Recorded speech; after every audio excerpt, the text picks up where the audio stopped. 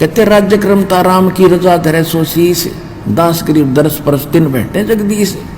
इस परमात्मा की रजा में रहना और देखना, फिर ठाठ आपके 101 पीढ़ी का कल्याण होगा, या कोई डूम भाट के गीत नहीं। परमात्मा के फार्मूले हैं, द्वार धनी के पड़ा रहे और धके धनी के खावे, और 100 काल झकझोल ही पर द्वार छोड़ नहीं जा।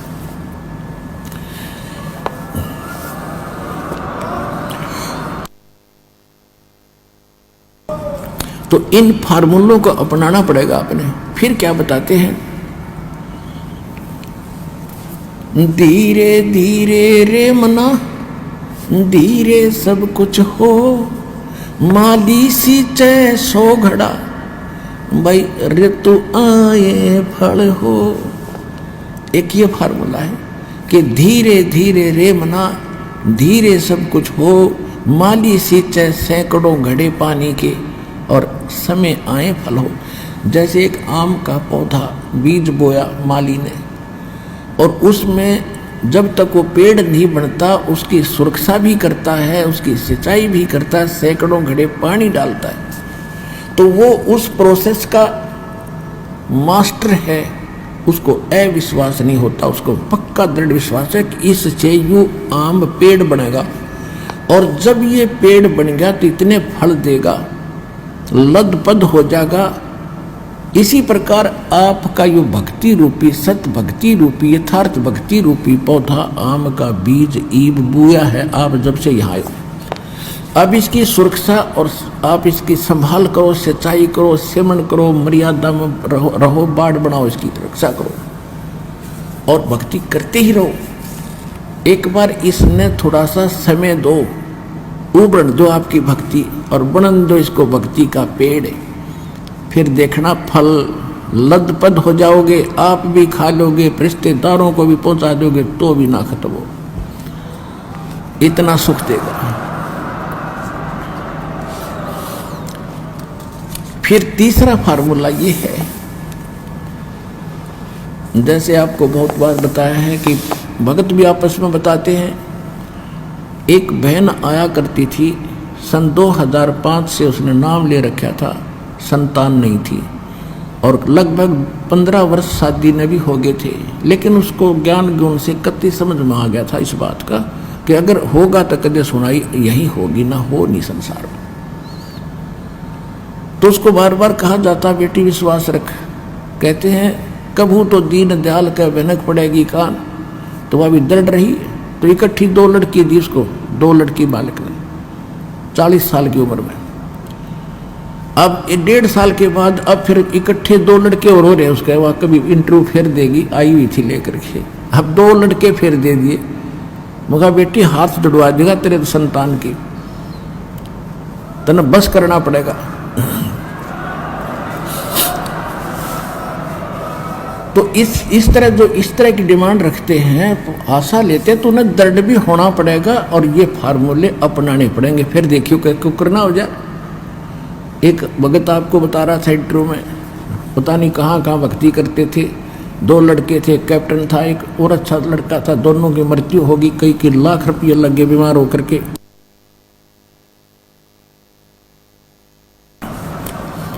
और 50 वर्ष की उम्र होगी थी, 50 से भी ऊपर उम्र होली थी उस माई की बेटी की। लटपट के यहाँ ही किसी बहन के कहने थे, यहाँ 1.5 साल भर के बाद उसने अपना ऑपरेशन ठीक करवाया, साल भर के अंदर लाल दे दिया। तो जब आदमी सारा लटपट लेगा ना, जब यहाँ दृढ़ होगा, और फिर देखना खेल जाता है। तो आप इस सत्संग में आके ये ज्ञान सुना करो, और जो दास बताओ उस पर दृढ़ होया करो, संसार की मत सुना करो।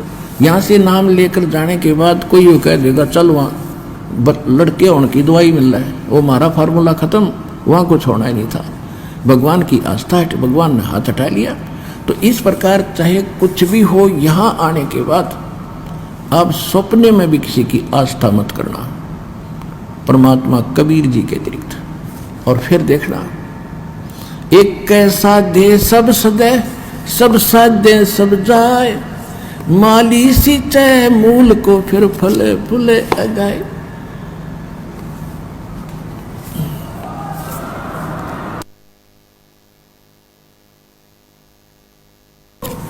तो एक ये फार्मूला है कि राम नाम रटते रहो जब तक घट में प्राण, और कभू तो दीन दयाल के भनक पड़ेगी कान।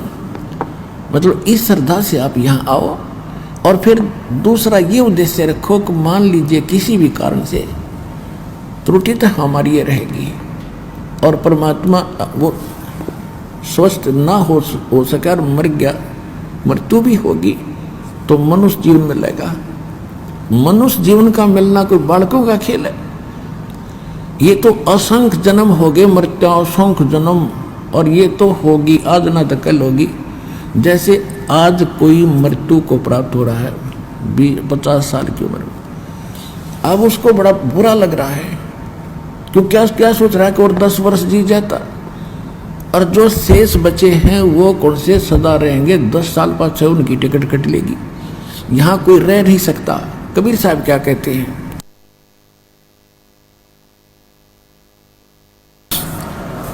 साथी हमारे चले गए हम भी चलन हारे, कोई कागज में बाकी रह रही ही ताते लगी है वारे।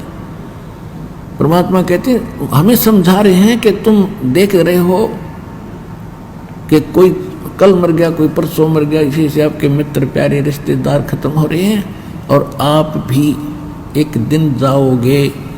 आपका कोई कागज में बाकी रह रही है, यानी कोई समय सांस शेष है, जिस दिन वो पूरे होंगे 1 सेकंड में जाओगे, यहाँ से कोई रोक नहीं सकेगा। तो कहने का भाव ये है कि इस संसार की आस में केवल यहाँ जीना ही जीना मानकर भक्ति नहीं बनेगी।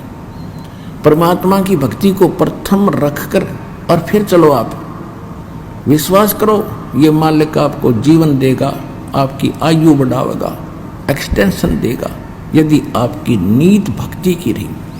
दूसरी बात ये होती है, जैसे परमात्मा को तो हमारे आने वाले समय का खूब पता है। जैसे कोई भक्त की मृत्यु होगी, सतनाम प्राप्त करके सारनाम प्राप्त नहीं हुआ, अब कोई उसके मन में, क्योंकि जो भक्त हैं उनको तो दृढ़ता रहती है, समाज के लोग वहाँ आते हैं, पता नहीं क्या क्या उसको कहते हैं, तुम तो ये कहा करते, तुम तो ये कहा करते, और अच्छा भगत था, पूरी श्रद्धा थी, इसकी एक्सटेंशन क्यों ना करी तुम्हारे भगवान ने। तो पुण्यात्मा विचलित ना होना। आपको उदाहरण देता हूं कि उस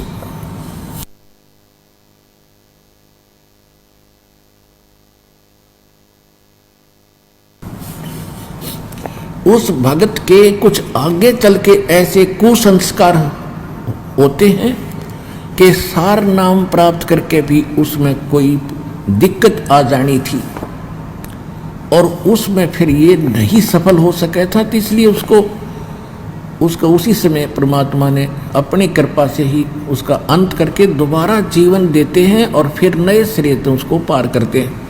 अब तो ये भक्ति युग शुरू हो गया, हजारों वर्ष ये चलेगा। अब तो कोई धोखा है नहीं, मोक्ष नहीं, मृत्यु होगी तुरंत मनुष्य जीवन 10वें महीने आ लेगा यहाँ पर।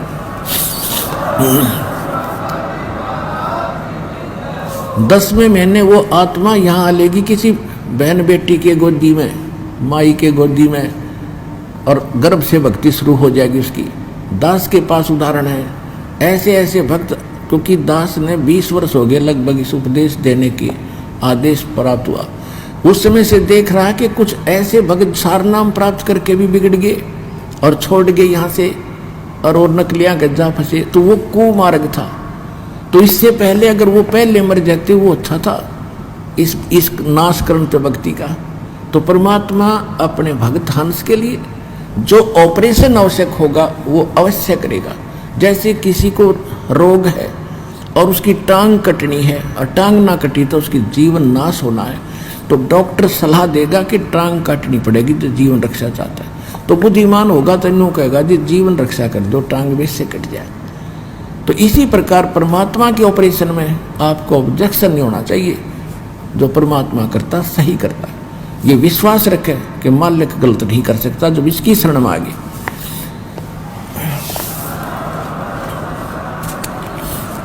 जैसे एक डॉक्टर के पास आप पहुंच के तो वहां डॉक्टर की चलनी चाहिए, मरीज की नहीं।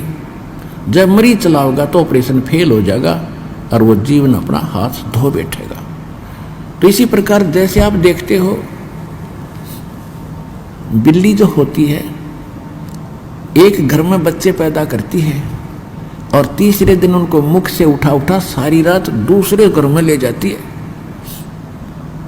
क्यों ले जाती है? कि उसको पता है कि कहीं यहाँ कुत्ते कातों को पता ना लग जाए तेरे बच्चों का, यहाँ पता लगा इतना दूसरे में रखे होंगे।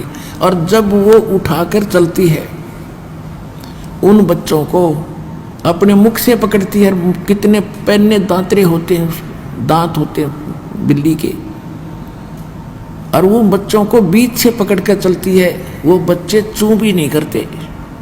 क्यों नहीं करते? क्योंकि हम उनको दर्द होता है, उनको मालूम है हमारी माँ पकड़ रही है और इसी से दर्द हो रहा। हमारे को ये कोई विशेष खास बात है, हमें कोई खतरा है, उससे बचाने के लिए कहीं ले जा रही है। तो वो पशु भी इतना महसूस करते हैं, वो भी हाय हाय ना करते और चुपचाप बेचारे नो हो जाते, नो पकड़ जाते हैं और वो पकड़ के ले जाती है और बिल्कुल नहीं बोलते। उनको मालूम है जब शोर कर दिया तो कुछ पहचान ले, कुत्ता आ जाएगा हमें खा जाएगा, तो चुपचाप उस दर्द को सहन करके सुरक्षित हो जाते हैं।